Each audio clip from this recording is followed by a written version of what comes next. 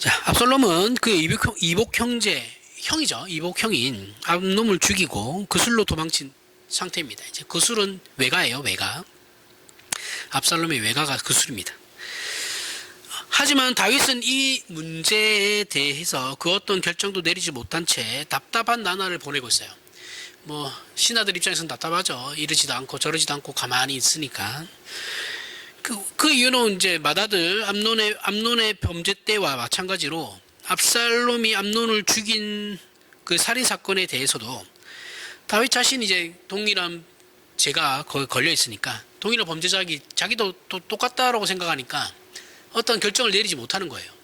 뭐 너도 나랑 똑같고 저도 나랑 똑같고 그러니까 뭐 내가 누구를 심판해 이렇게 돼버린 거죠.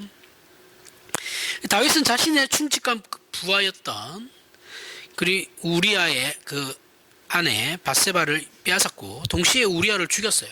이런 자신의 죄로 인해서 아들들의 범죄에 대해 제대로 대처할 위치에 서 있지 못하죠. 그죠? 그럴 능력도 없고. 다윗은 이스라엘의 왕으로 하나님의 통치를 구현해야 합니다. 그는 법을 공정하게 시행해야 하는 책임을 지고 있어요. 하지만 그 법에 자기 스스로가 저촉되어 있기 때문에 그 법을 시행하지도 못하고 스스로 처벌하지도 못하는 이런 애매꼬롱한 그런 상태에 있는 거죠. 그 다윗에게 바세바 사건은 그런 사건인 겁니다. 이게 뭐 부끄러움을 아는 거예요. 보통 제가 얘기했죠. 제왕 무치라고. 왕은 수치를 몰라요. 부끄러움을 몰라요. 그런 걸 안 가르쳐요. 왕자로 키우면서 왕은 부끄러움이라는 거 수치에 대해서 가르치지 않습니다. 그런 거 없어요. 걔네들은. 그런 걸 없이 가르쳐요. 그러니까 부끄러워하면 안 된다라는 게 이제 덕목인 거예요. 왕의 덕목인 거예요. 뭐 당연히 반성 같은 건 없죠. 왕은. 그죠? 근데 이제 다윗은 이제 좀 그런 부분에서 좀 다르죠. 이제 하나님한테 혼나고 한 대 맞고 나니까 이제 정신이 번쩍 든 거죠. 그러면서 이제 자기 아들들에 대한 어떤 처분을 내리지 못하고 있는 상태가 돼버린 겁니다. 그런데 압살롬이 이제 암놈을 죽이고 그술로 외가로 도망갔어요. 도망갔는데 문제는 다윗이 그 아들을 너무 사랑한다라는 거죠. 압살롬은 다윗에게 이 사랑을 많이 받았던 애인 것 같아요. 그래서 어떻게 해결해야 할지 몰라 난처한 상황이었는데 이제 군대 장관 요압이 이제 잔머리를 굴리죠. 잔머리를 굴려가지고 드고아 여인 하나를 섭외해가지고 너는 왕에게 가서 이러한 얘기들을 해라 이렇게 하면서 이제 마치 나단 선지자가 다윗을 찾아갔을 때처럼 흉내를 내게 해요. 그 비유는 이제 본문에 있듯이 과부된 한 여인이 두 아들이 있었는데 과부된 찾아간 여인이 이제 자기가 과부라고 거짓말을 하는 거죠.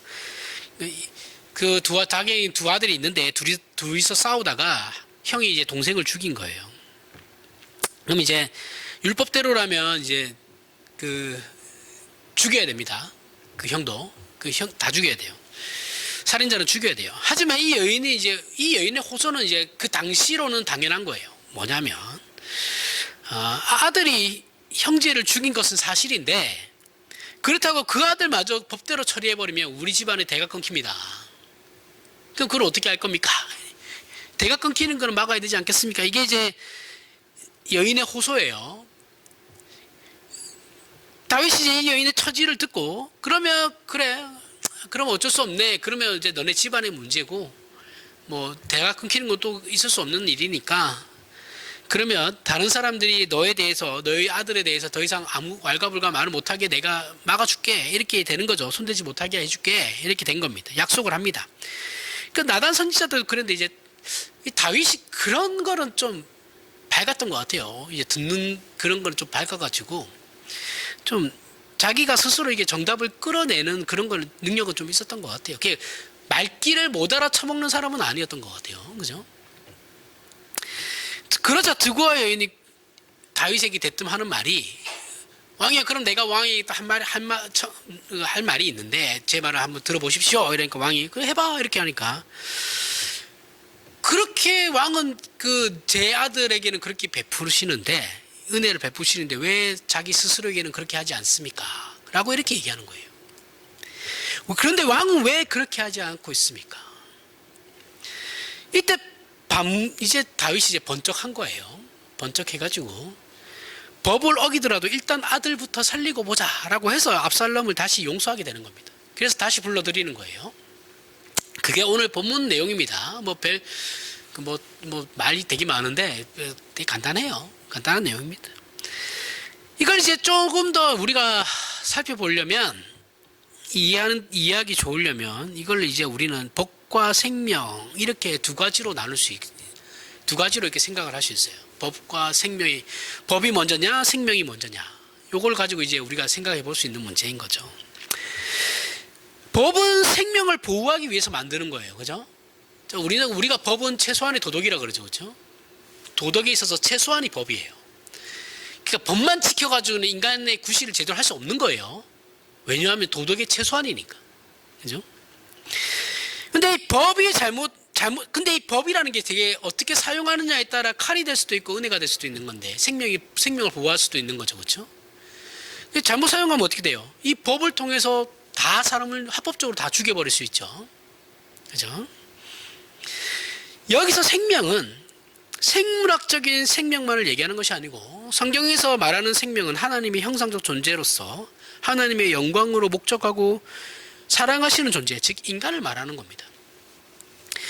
쉽게 말하면 사랑이 먼저냐 법이 먼저냐라는 거예요. 이렇게 얘기할 수 있는 문제인데 성경은 사랑이 먼저라고 답을 주고 있어요. 그래서 용서라는 것이 도입되는 겁니다. 그렇죠? 우리는 이 용서에 대해 이제 깊이 이해를 해야만 하는데, 용서라는 건 인간이 법대로 다 살 수 없다라는 것을 인정하는 거예요. 상대방이 나에게 어떤 위해를 가는 건 법을 어긴 거예요. 그죠? 법을 어긴 건데, 그러면 우리는 저 사람을 용서할 수 있는 근거가 어디서 찾아야 되냐면, 내가 저 사람을 그럼에도 불구하고 용서할 수 있는 근거는 사람이니까 법을 다 지킬 수는 없지, 나도 다 못 지키는데, 요 부분에서 이제 근거를 찾는 거죠. 그죠? 그 근거로 가지고 이제 저 사람을 용서할 수 있는 거예요.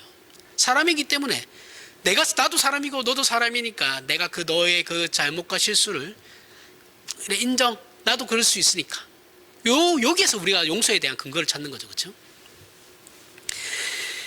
또한 법대로 살 수 없다라는 것은 그것보다 더 고급한 존재인 생명을 혼자 힘으로 유지하거나 보존하거나 하나님께서 목적하신 결과에 이르게 할 수 없다는 것을 의미하는 것이기도 합니다. 어떤 의미예요? 법대로 살 수 없는데, 법대로 살 수 없을 뿐만 아니라 인간은 스스로 어떤 고급한 단계로 올라갈 수 없다라는 거예요. 하나님 없이는 절대 그럴 수 없다라는 것도 인정하는 거죠. 그것도 그래, 우리는 유한한 인간이기 때문에, 피조물인 인간이기 때문에 하나님 없이는 그 어떤 선함도 행할 수 없지. 그게 인간의 한계니까 그 한계를 인정하자라는 거죠. 그래야지만 용서라는 것이 나올 수 있는 거예요. 하나님이 없는 자가, 특히나 하나님이 없는 신자들끼리도 그렇겠지만 특히나 하나님 모르는 자가 그러한 일을 행하는 것은, 저 사람은 하나님을 모르니까 더 그럴 수밖에 없구나라는 것을 인정해야 된다는 거죠. 생명을 보호하기 위해 수단인 법조차 만족시키지 못하는 게 사람이에요. 그죠? 이 사회를 보세요. 법을 안 지켜요. 법을 안 지키는 것이 이제 어떻게 보면 요즘은 기본값이에요. 정치인 지금 대통령부터 법을 안 지키잖아요. 그죠? 미쳐 날뛰고 있죠. 세상에 저런 사람 처음 봤습니다. 진짜 도라이 중에 상도라이예요. 생명을 보호하기 위한 생수단이 그 법조차도 지키지 않아요.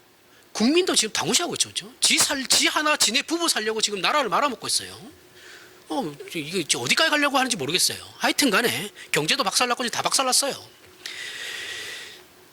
우리 인간의 본체인 생명을 스스로 보호하고 보존하며 승리케 하는 데는 턱없이 부족한 존재라는 걸 아는 것이 용서죠. 그렇죠? 우리가 그럼에도 불구하고 저 못난 대통령을 용서할 수 있는 근거를 찾으라고 한다면, 별로 용서하고 싶지 않지만 찾으라고 한다면 저 못난 인간이니까 하나님 모르잖아요. 저 사람. 그죠? 맨날 무속에 빠져가지고 지금도 구판 벌리고 있잖아요. 저기서. 그거 근거 하나로 용서할 수 있는 거죠. 그렇죠? 그래서 누군가를 용서한다라는 건 상대방의 한계를 인정하는 겁니다. 사람으로서 상대방의 그 인간을 그 한계를 인정하는 거예요. 우리가 저희 아내하고 저하고 부부잖아요. 그죠?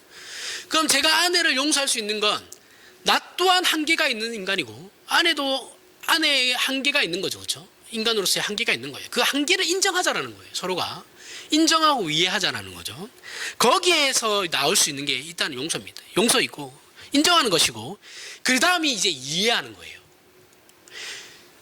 한계, 서로가 서로에게 한계가 있기 때문에 그 한계를 이해하고 넘어가자라는 거예요. 이해하고 동시에 나도 용서를 받아야 하는 존재라는 걸 인정해야 된다는 거예요. 저 사람만 그러한 짓들을 하는 게 아니고 나도 그러한 짓을 하고 있다는 거죠. 그걸 인정해야 된다는 거예요. 제가 운전하는 걸 비유로 많이 드는데 운전하는 사람들은 앞에 차가 늦게 가면 늦게 간다고 뭐라 하고 빨리 가면 빨리 간다고 뭐라 하잖아요. 그렇죠? 우리는 늘 그래요. 저도 그런 거 심합니다. 근데 욕을 하는데 나도 그러잖아요. 그렇죠? 내 뒷차한테. 나도 그럴 때가 있잖아요. 운전하면서 나는 절대 그러지 않습니다. 그런 사람 없어요. 핑계 없는 사람 없어요. 운전은 모든 사람이 다른 사람들한테 욕을 다 먹게 되어 있어요. 그리고 지도 욕합니다. 그죠? 암묵적으로 그렇게 다 해요. 하지만 상대방이 들리게 하는 걸 진짜 열받았을 때만 그러는 거죠. 그렇다고 해서 그 사람이 그렇게 상대방에게 야, 너 운전 똑바로 안 해 이렇게 하는 거에 자기는 그런 적이 없냐라고요. 있잖아요. 그죠? 그 서로 간의 그 상황 그리고 한계를 인정하자라는 거. 인정하고 용서하고 나도 그러한 존재다라는 걸 인정하지 않으면 이 용서는 나올 수 없는 겁니다. 누군가를 용서할 수 있는 건 내 자신을 나 자신부터 용서받아야 하는 자라는 것을 인정하는 것에서부터 나오는 거예요. 그런 사람만이 상대방을 용서할 수 있어요. 나도 하나님께 용서받아야 하는 존재이구나라는 것을 알지 못하면 상대방을 절대 용서하지 않아요. 그렇게 나올 수가 없어요.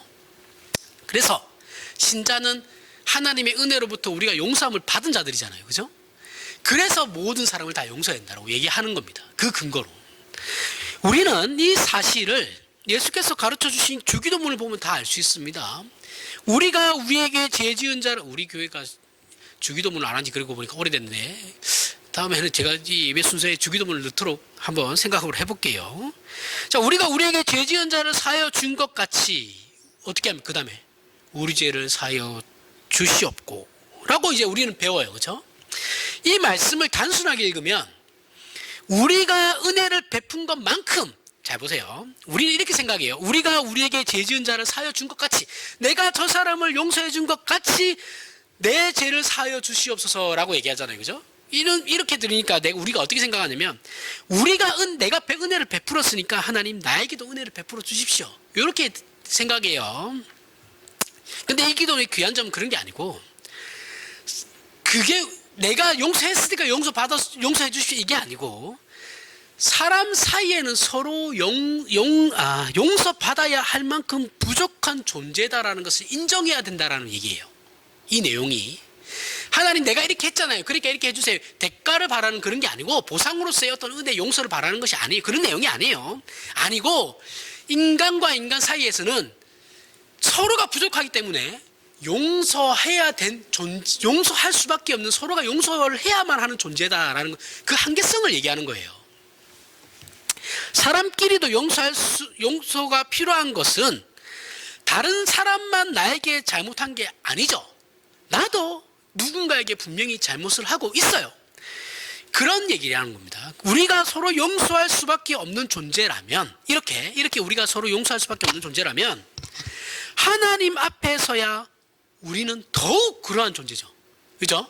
사람 앞에서도 우리가 용서받아야 하는 존재라면 하나님 앞에서는 말할 필요도 없죠. 그러니 우리는 하나님 앞에 용서를 구해야 하는 존재인 거지 권리를 주장할 존재는 아닙니다. 하나님, 제가 이렇게 했잖아요. 해 주셔야죠. 막말이에요. 그죠? 물에 빠진 놈 건져줬더니 보따리 내놓으라는 식이죠. 그죠? 우리 한국 교회 신앙을 딱 한마디로 얘기하면 요거예요. 물에 빠진 놈 건져줬더니 보따리 내놔라. 이 수준을 못 벗어나요. 아닌 것 같죠? 다 그래요. 다. 거의 다 그렇습니다. 거의 다. 그래서 다윗이 압살롬을 용서한다라는 것은, 다윗이 지금 압살롬을 용서했어요. 그죠? 용서해서 다시 불러들였단 말이죠. 불러들였는데, 그렇게 용서한다라는 것은 다윗 자신이 하나님 앞에 용서받아야 할 존재라는 걸 깊이 깨우친 것이죠. 네가 너희 형을 죽이는 정말 피할 수 없는 범죄를 저질렀는데, 그렇다고 너만 그런 죄를 지었냐? 나도 그런 죄를 지었다. 누가 누구를 심판하냐? 와라. 용서해 줄게. 나도 하나님께 그렇게 용서를 받았다. 그러니 너도 내가 용서해 줄 테니까 와라. 이렇게 된 거예요. 이해하시죠? 우리는 앞에 암논 사건에서 인간이 기독교 신앙을 갖는다는 건 종교라는 이름으로 윤리와 도덕을 상회하는 인간의 고급함이나 수준을 과시하는 것이 아니다라는 걸 배웠어요. 그죠? 종교는 윤리와 도덕을 상회하는 어떤 인간의 고급함을 추구하는 그런 게 아니에요. 그걸 과시하는 것도 아닙니다. 밧세바 사건을 통해 다윗이 깨우친 것은 암논이 범한 죄가 자신이 범한 죄와 같은 것이고, 그래서 하나님의 백성으로 율법을 지키고 거룩하게 산다는 건 자기의 능력으로는 될 수 없다는 것을 깨우치는데 밧세바 사건의 가치가 있는 겁니다. 내가 스스로 할 수 있는 게 아니다라는 거예요. 거룩하게 산다라는 건 내가 스스로 할 수 있는 게 아니구나라는 거죠. 그가 암논을 정죄하지 못한 것. 암논이 압살롬의 여동생을 성폭행했잖아요. 그렇죠? 그럼에도 불구하고 암논을 다윗이 정죄하지 못한 것은 자기를 먼저 정죄해야 했기 때문에 그런 거예요. 나도 너와 똑같은 짓을 했으니 일단 나는 나부터 용서를 해야 된다. 나부터 하나님께 용서를 구하고, 나부터 저 상대방, 내가 저질른 저 상대방으로부터의 어떤 용서를 받아야 되고, 나도 내 스스로를 용서해야 되는, 그게 먼저였기 때문에 그런 겁니다. 그렇기 때문에 얘가 아니죠. 다윗이 아무것도 못한 거예요. 자기는 지금 그 단계에 있었거든요. 그런 차원에서 폭넓게 기독교 신앙을 증거한다는 것은 기독교 신앙이라는 이름으로 하나님을 알지 못하는 사람보다 어떻게 신자가 우월한지를 증명하는 데 신자들의 책임이 있지 않아요. 너는 하나님도 모르는 자들이 입 다물고 가만히 있어. 하나님도 모르면서, 이게 아니다라는 거예요. 인간은 믿으나 안 믿으나 다 은혜를 필요로 하는 존재입니다. 그걸 우리 신자가 저들에게 보여줘야 되는 거예요.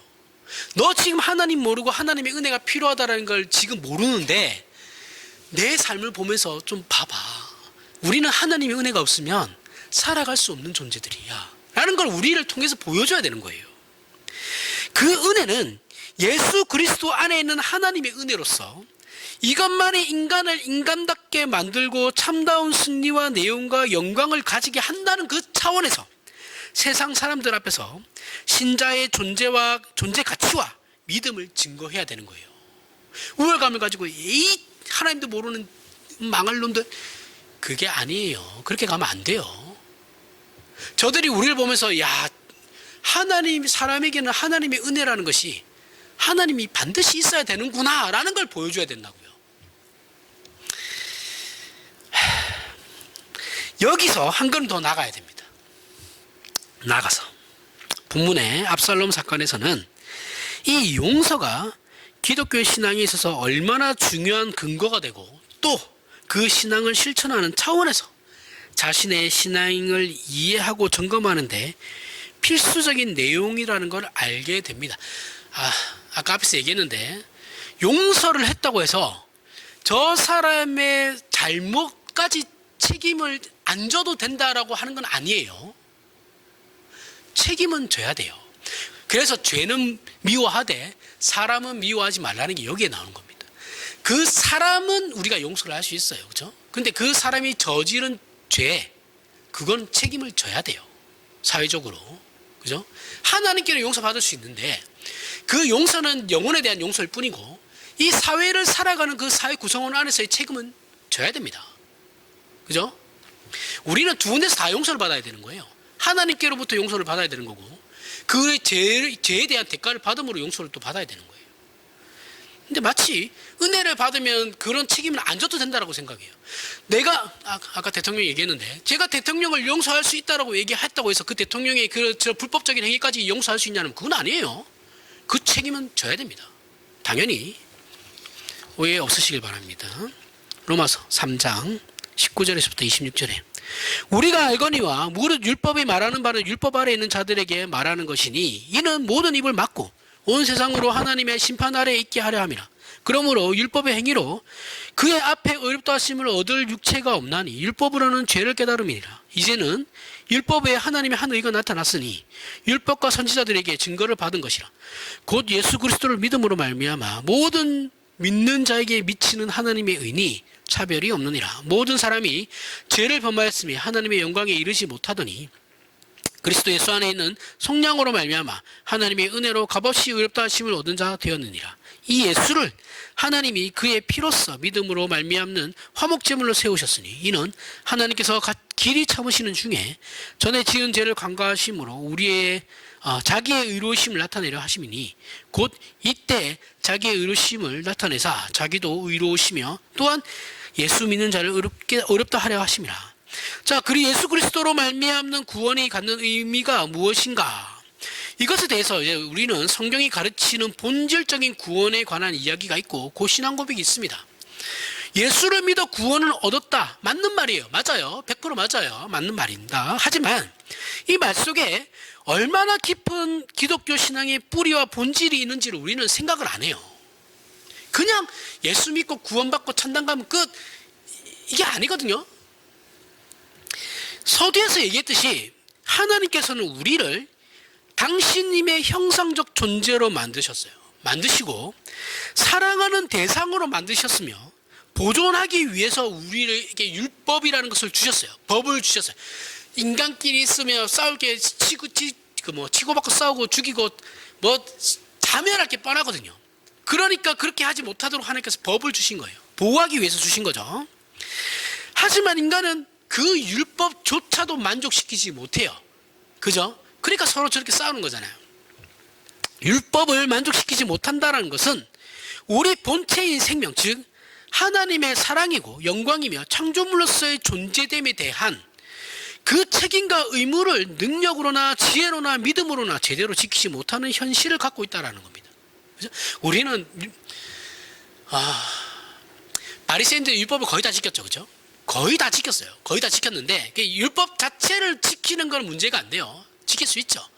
근데 그걸 만족시키지 못한다는 건 뭐예요? 율법의 정신까지 얘네들이 지킨 건 아니에요. 그죠?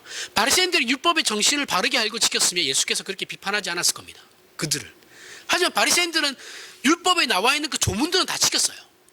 지켰지만 그렇다고 해서 예수님이 너네 율법 다 지켰네. 아이고 착해라. 이렇게 얘기하신 적 없어요.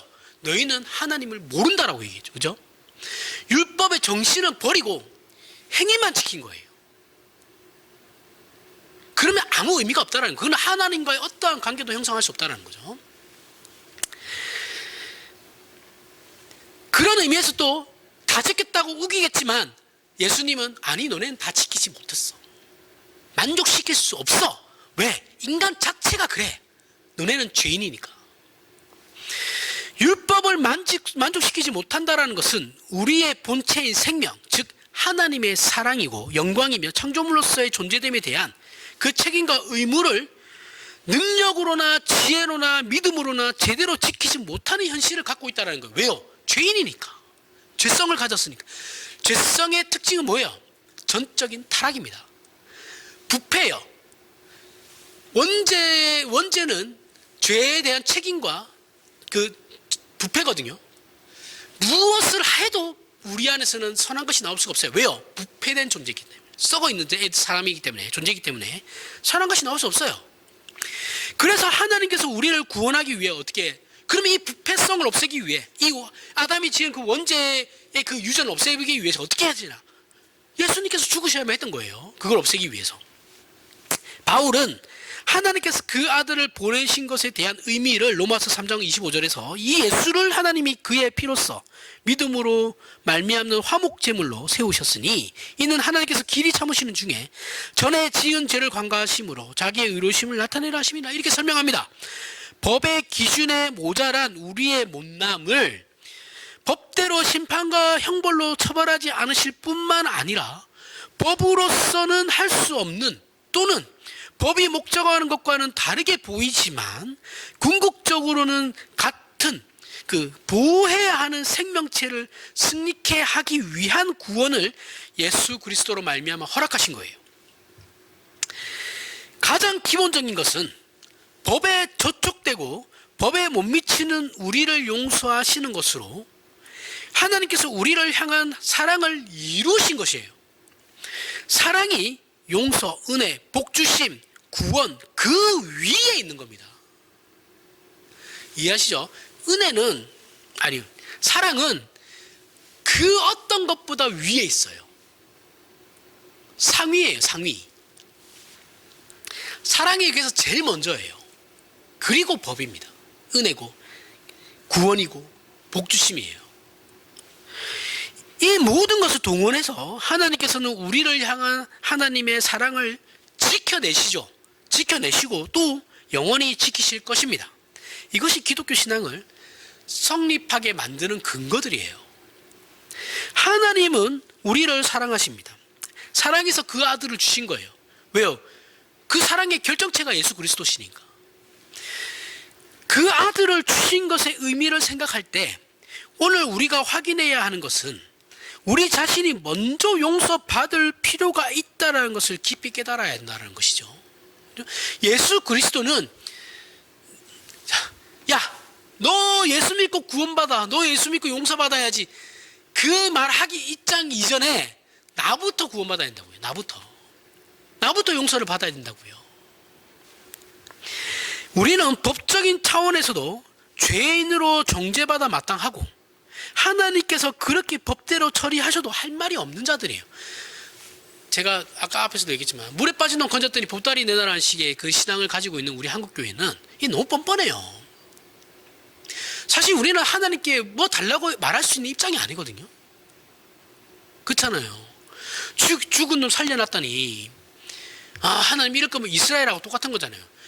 광야에서 하나님 이럴 거면 우리 그냥 이집트에서 죽게 놔두지 뭐하려고 우리를 꺼집어내가지고 이렇게 고생을 시키시냐고. 우리 그거 볼 때 뭐래요? 이 쌍놈의 새끼들 이러죠. 우리 똑같다고요. 우리 맨날 하는 불평들이 그런 거잖아요. 이럴 거면 뭐 하려고 나를 구원시켰어요? 그냥 세상에서 떵떵거리고 돈이라도 좀 많이 벌고 살기 그냥 냅두시지.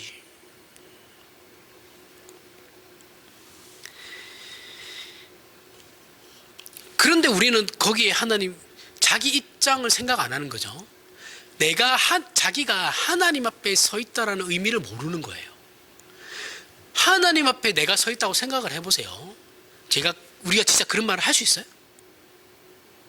우리는 살려달라고 엎드려야 돼요. 그죠? 제가 안 그렇게 생겼어도 어쨌든 제가 전공은 기타예요. 기타를 전공했거든요. 실용음악과. 기타를 못 쳤으니까 그만둔 건데 해도 안 되더라고요. 저는 재능이 없다고 생각하고 접은 건데, 자, 동기들 중에 잘 치는 애들이 있어요. 그러면 와, 잘 친다, 야, 니 잘한다, 이렇게 얘기하죠. 저를 가르쳐주던 스승이 있어요. 그 스승들이 치는 그 기타 플레이를 보면 그냥 입 닥치고 가만히 있어야 돼요. 그러니까 내가 어떤 엄청난 큰 권위를 그 권위는 내가 주는 거죠. 그렇죠? 그 권위를 가진 사람 앞에서는, 그는 존재 앞에서는 우리가 아무 말도 못 합니다. 그냥 그 스승이 다른 말 필요 없어요. 똑같은 플레이를 하는데 연주를 해도 그 스승이 하는 걸 보잖아요. 감격합니다. 아무 말이 필요가 없어요. 그 연주로 끝나요. 다른 부연 설명은 필요 없어요. 아, 저렇게 하는 거구나. 어떠한 권위가 이게 큰 권위를 가진 사람 앞에 서면 우리는 아무 말도 못 합니다. 옛날에 조선시대 때만 해도 백성들이, 일반 서민들이 지나가다 왕을 봐요. 그 왕 앞에서 지 할 말 다 할 수 있을 것 같아요? 못해요. 다 하라도 못해요. 엎드려가지고 벌 떨지. 그러다 끝나죠. 그죠? 오줌 안 싸면 다행이죠. 지 분수를 몰라도 너무 모릅니다. 우리는 진짜 그래요. 그런데 그런 우리에게 하나님께서 어떻게 하시냐? 법대로 처리하셔도 되는데 안 그러신다라는 거예요.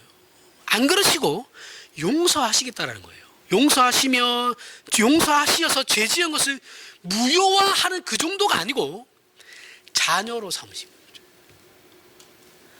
야, 네 죄인이니까 내가 네 죄 없다 해줄게. 너 뭐 그러니까 잘 살아. 이 정도가 아니고 네가 죄를 지었는데 내가 그 죄를 용서할 뿐만 아니라 너를 내가 입양을 할게. 내 호적에 올려줄게. 그러니까 내 자녀가 되었으니 이제 내 자녀답게 살아라. 파격적이죠, 그죠? 그 사랑을 이루기 위해 모든 복을 허락하고 계시는 거예요. 그러니까 우리에게 복을 그냥 주시는 것이 아니고 그 복을 주시는 이유가 하나님의 그 사랑하심을 이루기 위함이라는 거예요. 그래서 복이라는 것이 허락된다고요. 그거 없이 그냥 복만 주세요. 뭐 샤머니즘에 점치는 사람처럼 뭐 복만 주세요 하는 거는, 그런 건 하나님에게 없어요. 왜요? 하나님의 사랑을 이루기 위해서 허락하신 것이 복이니까요. 수단으로서의 복이니까. 복이 목적이 아니에요, 우리에게는. 구원이란 하나님께서 우리를 창조하실 때 가지셨던 그 목적, 우리를 향한 그 기쁘신 뜻을 이루기 위해서 동원하시는 하나님의 사랑의 손길이고 의지이며, 그 목적을 이루고 계시는 하나님의 열심입니다. 그냥 되는 게 아니고 하나님이 의지를 가지시고 열심을 다하신다라는 거예요. 지금 이 순간에도 우리를 향해서. 그래서 우리는 이 모든 것을 용서로부터 출발하고 다른 말로 은혜를 구하는 것으로 출발할 수밖에 없으며 그것이야말로 사랑으로 가는 유일한 길이라는 것을 알아야 된다는 겁니다. 기독교 신앙의 가장 큰 특징은 사랑이죠. 누가 뭐래도 사랑입니다. 그 사랑은 하나님을 사랑하는 것이고 이웃을 사랑하는 겁니다. 그까지 확대되도록 요구를 받고 있는 거예요. 하나님만 사랑하면 안 돼요. 그 사랑이 이웃 사랑으로 가야만 한다고요. 무조건이에요, 이거는. 이웃 사랑이란 내가 예수를 믿고 하나님의 사랑을 받았으니 나도 이 사랑으로 이웃을 사랑해야 된다는 거죠. 옳은 말입니다. 하지만 그 의미는 좀 더 분석을 할 필요가 있어요. 조금 전에 설명한 대로 하나님께서는 우리를 사랑하시고 그 사랑을 보류하지 않으시며 포기하지도 않으시고 변개치 아니하시는 분으로서 구원과 모든 은혜를 허락하시고 모든 열심을 다 동원하시는 분입니다. 하지만 우리의 조건은 가장 먼저 용서부터 받아야 하는 존재라는 거죠. 내가 가장 먼저 용서받아야 하는 존재라는 거예요. 우리가 우리의 이웃을 만날 때 그 이웃을 사랑해야 하는 이유는 하나님의 사랑을 입은 우리는 하나님의 사랑 때문에 복을 받고 승리와 영광의 자리로 가게 되는 것이죠. 우리가 그 사랑의 대상이기 때문에 그런 거예요. 우리가 하나님의 사랑의 대상이니까. 세상은 자기가 사랑하는 자에게 이것을 주지를 못해요. 세상은 내가 저 사람을 아무리 사랑한다 해도 그 사람에게 생명을 줄 수 없어요. 이 영적인 생명을 얘기하는 거예요. 우리가 만나는 이웃이 아직 하나님을 모른다면 우리는 그를 하나님의 사랑을 입은 자인데 아직 그 사실을 모르는 자라고 대접을 해야 되는 거예요. 쟤도 언젠가는 하나님의 부름을 받을 수도 있는데 그걸 우리는 모르니까 그냥 받은 것처럼, 아직 하나님의 자녀인 것처럼 우리가 대해주자, 이렇게 돼야 된다고요. 너희는 불신자니까 저쪽으로 찌그러져 있어, 이게 아니고.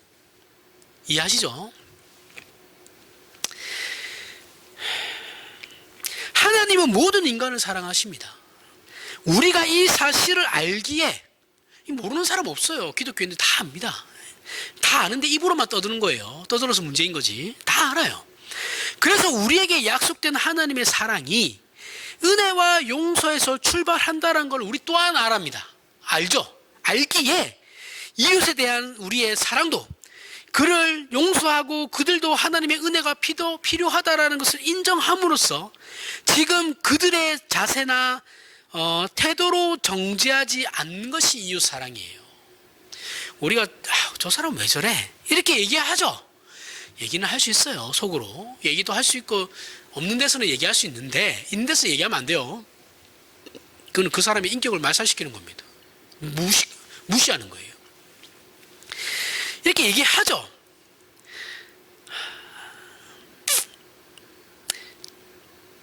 근데 그렇게 얘기하지만 저도 하나님의 은혜가 필요한 자이기 때문에, 그렇다고 해서 내가 저 사람의 인격까지 말살시킬 필요는 없지.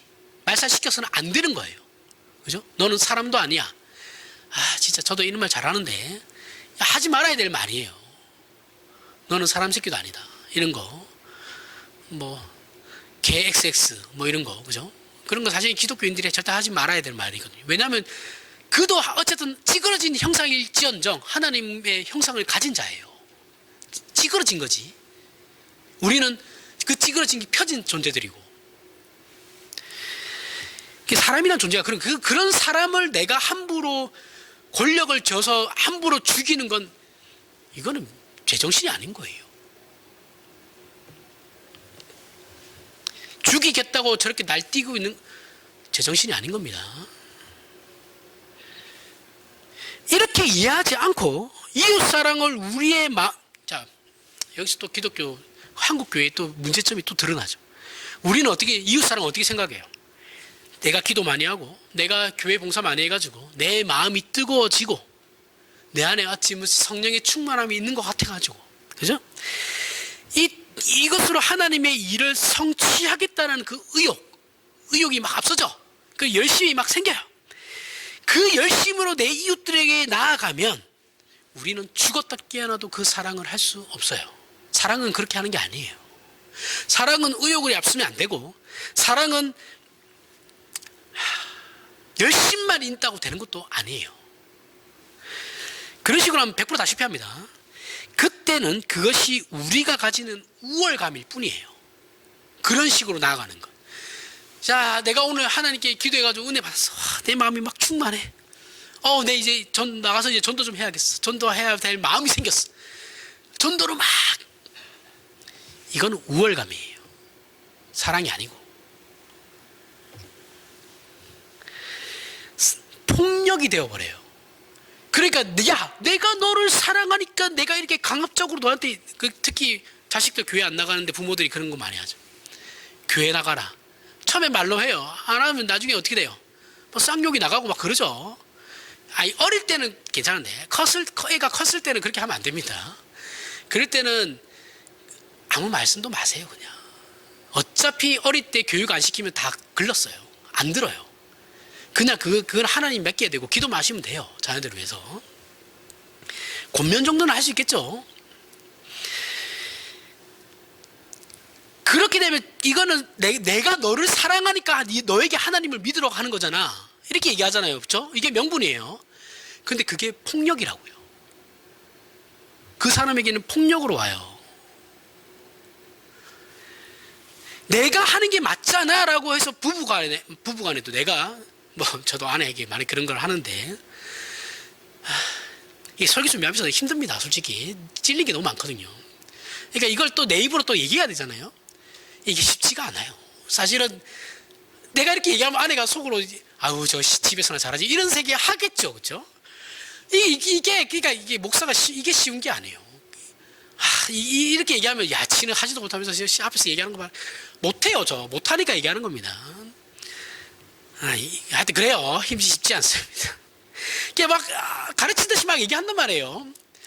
안 된다는 걸 알아요. 그렇게 얘기하면 안 된다는 거예요. 그건 저는 아내를 사랑하니까 좀 안타깝고 아, 그러니까 야, 좀 잘해가지고 좀 안 다치게 좀 해봐. 아니면 실수 좀 덜하게 해봐. 이렇게 내가 아내를 사랑하니까 그렇게 하는 거잖아요. 그죠? 근데 아내에게는 그게 폭력이에요. 마찬가지겠죠. 다 반대로 생각해도. 그죠? 우리는 이런 사실을 신앙 실천 속에서 자주 맞닥뜨리고 있어요. 아유, 없는 사람 없습니다. 아유, 우리, 아니에요. 모두가 다 여기에 속해요. 그러지 않은 사람 세상에 한 명도 없어요. 여기에 위로를 받는 겁니다. 제가 저만 그런 건 아닐 거라고 생각하니까. 자, 우리는 하나님께서 우리를 사랑하신 것이 그 사랑을 이루기 위해 용서가 있고 은혜가 있으며 구원이 있고 모든 능력이 동원되고 있다는 사실은 간과해요. 간과한 채 명분과 이상으로서 기독교 신앙을 가질 수 있다는 사실을 늘 조심해야 됩니다. 내가 제 친구들에게, 저도 아무것도 못 모를 때 친구들에게 야, 신앙은 이렇게 해야 돼 저렇게 해야 돼 얘기를 했죠. 근데 그게 나는 명분을 가졌잖아요. 야, 내가 그래도 교육자고 이 정도 너희들에게 얘기할 수 있는 거잖아. 이런 명분을 가지고 얘기를 했는데 생각해보면 그것도 안 돼요. 그렇게 하면 안 됩니다. 그게 걔네들에게 폭력일 수 있어요. 그런 식으로 기독교 신앙을 내가 가질 수, 그런 식의 기독교 신앙을 우리가 가질 수 있다는 걸 조심해야 된다는 거예요. 명분과 이상이라는 것은 종교라는 것을 자기 의로, 내 의로, 그건 내 의였어요. 그죠? 내 의고, 자기의 남다름을 확인한 수단으로 동원되는 것을 말하는 거예요. 내 친구들에게 제가 명분을 가지고 그런 식으로 얘기를 했지만 사실은 내 의를 드러내기 위함이죠. 그죠? 내 승질 못 이겨가지고. 그죠? 하나님은 뒷전이고 화를 낸 거죠. 어떤 사람이 신앙을 이상과 명분으로 가졌다 해도 그 사람의 말이나 열심에는 별 차이가 없어요. 자, 보세요. 자, 어떤 사람이 명분과 이런 이상적인 어떤 신앙을 신앙적인 그 신앙을 가졌다고 해도 그 사람이 평소에 말하는 말이나 이런 건 별 차이가 없어요. 우리는 구별 잘 못합니다. 그죠? 저 사람하고 어떤 깊이 있는 대화를 해보지 않는 이상 잘 몰라요. 그래서 그것이 진정한 신앙인지 자기 증명에 불과한 신앙인지를 다른 사람들은 구별할 수 없어요. 힘들어요. 그죠? 물론 티가 나는 사람들이 대부분이긴 한데 아닌 사람들도 있거든요. 잘 숨기는 사람들이 있어요. 하지만 이것을 판단하는 중요한 기준이 있는데 그게 뭐냐면 신앙이 이상이고 명분일 때는 그 사람에게서 여유가 없다라는 걸 알 수 있어요. 그러니까 교회 예배당에 왔는데 공동체에서 어떤 사람이 참 바른말 잘해요. 바른말도 잘하고 잘 웃어요. 그런데 그 사람은 웃는 걸 못 봐요. 항상 다른 사람들 보고 잘하나 못하나 이런 거 막 둘러보고 막 인상 쓰고 있단 말이죠. 신학 공부를 처음 하잖아요. 신대원에 처음 들어가서 이제 이것저것 많이 배우잖아요. 어깨뽕이 올라가요. 목에 힘 빡 들어갑니다. 그러면 어떻게 되냐면 사람들을 이제 깔아봅니다. 깔아보면서 잘하나 못하나 이렇게 보거든요. 그러면서 이제 진지충이라 그러죠. 진지충이란 말 쓰면 안 되고 진지함으로 빠져요. 사람이 뭘 해도 진지하게 받아들이고 진지하게 얘기해요. 여유가 없어져요. 이게 다 겪는 겁니다. 신학교 가면 진짜 다 그래요. 그래서 강도사라도 되잖아요.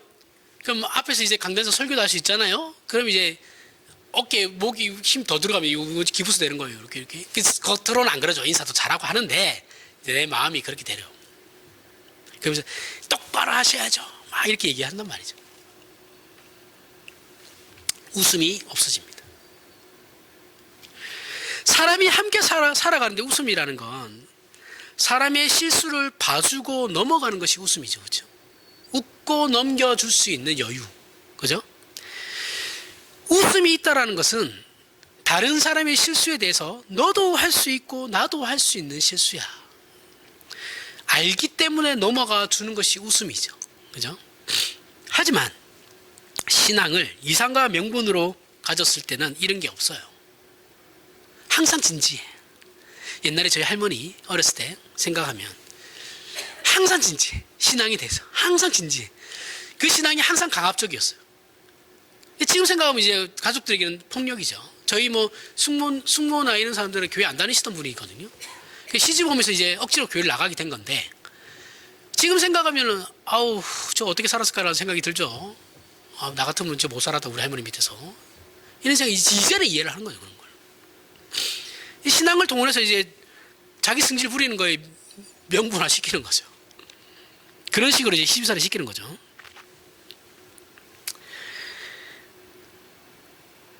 웃음이 없었어요. 항상 진지해요. 그리고 항상 우리에게도 뭐라고 막 해요. 항상 뭐라고 해요. 그래서 별명도 뭐라 하는 할머니였어요. 이해하시죠? 뭐 이런 친근함, 할머니에 대한 뭐 친근한 풍부한 이런 거 저한테는 없습니다. 저는 할머니가 항상 엄했어요. 엄마하고 할아버지도 항상 엄했어요. 별로 정이 없었어요. 뭐 그렇게 된단 말이죠.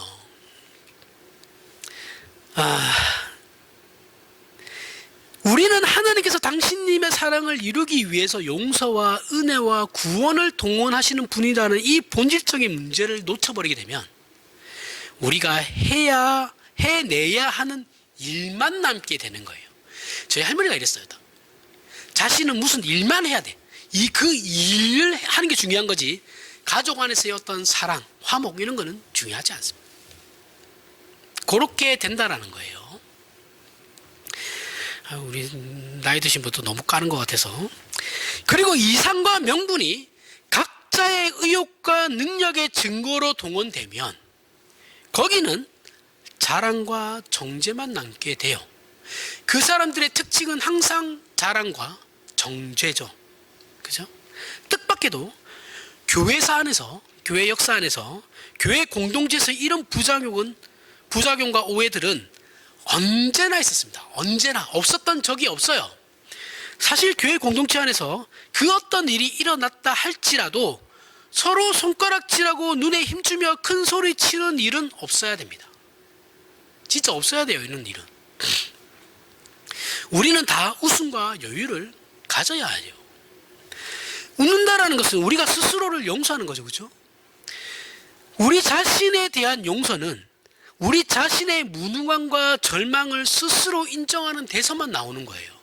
내 자신에 대한 용서를 내가 먼저 해야 되는데, 그게 어디서부터 할 수 있는 거냐면 내 한계, 내 무능함, 나의 절망에서부터 그 용서가 올 수 있는 거다라는 거죠. 인정을 해야 돼요. 그러니까 자기 객관화가 안 되는 사람들이 굉장히 많아요. 특히 목사들이 그런 사람들 엄청 많아요. 하나님 앞에서 자기 객관화가 돼야 되거든요. 자기 객관화는 안 돼요. 자기가 무조건 다 맞대. 그런 게 어딨어. 자기는 사람 아니에요? 잘못할 수 있죠. 목사가 잘못하면 안 된다라는 게 아니에요. 할 수 있어요. 그러면 사과를 하면 되는 거죠. 자기 사과 한마디 하기 싫어가지고 교회를 박살내잖아요.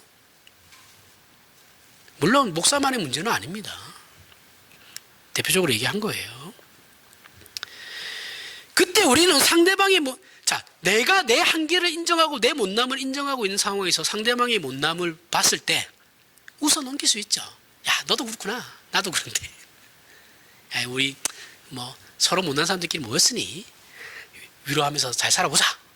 이렇게 돼야 되는 건데 우린 그거 안 되죠. 잘못하면 놀리는 게 될 수도 있어서 조심해야 되긴 합니다.